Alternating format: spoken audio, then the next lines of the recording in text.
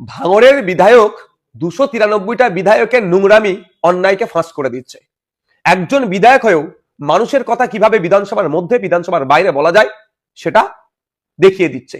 আজকে রাজ্যের মানুষ বিধায়কদের মাইনে, ফোন খরচ থেকে শুরু করে কি করা অ্যাক্টিভিটি কি হওয়া দরকার সেটাও জানতে পারছে ভাঙড়ের একমাত্র বিধায়ক সংযুক্ত মোর্চা তথা আইএসএফ এর বিধায়কের জন্য। তাই এক আইএসএফ এর বিধায়ক তৃণমূল কংগ্রেসের নোংরামি, বিজেপির সাম্প্রদায়িকতার বিরুদ্ধে যেভাবে লড়ে যাচ্ছে, তৃণমূল কংগ্রেস আর বিজেপি চিন্তিত হচ্ছে।